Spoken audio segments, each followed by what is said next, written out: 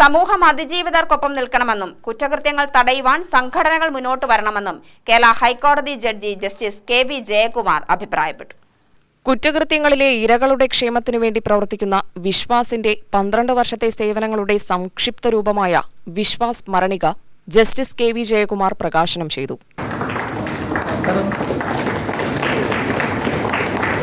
വിശ്വാസമുള്ള ജനങ്ങൾക്ക് വിശ്വാസം, സാധാരണ ജനങ്ങൾക്ക് വിശ്വാസം കൂടി വരട്ടെ എന്ന് മാത്രം ആശംസിച്ചുകൊണ്ട് ഇവിടെ പരിപാടി റിലീസ് ചെയ്തതായിട്ട് പ്രഖ്യാപിച്ചുകൊണ്ട് നിർത്തുന്നു.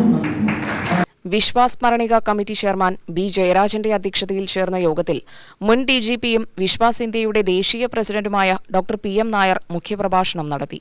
Vishwas India secretary general advocate P. Premnath സ്വാഗതവും വിശ്വാസ് സെക്രട്ടറി M. ദേവദാസൻ നന്ദിയും പറഞ്ഞു.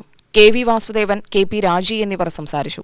ചടങ്ങിനോടനുബന്ധിച്ച് ജില്ലയിലെ മികച്ച നിയമവിദ്യാർത്ഥികൾക്കുള്ള പ്രൊഫസർ N.R. മാധവ മേനോൻ പുരസ്കാരവും അതിജീവിതരുടെ മക്കൾക്കുള്ള വിശ്വാസ് രാധികാദേവി സ്കോളർഷിപ്പും വിതരണം ചെയ്തു.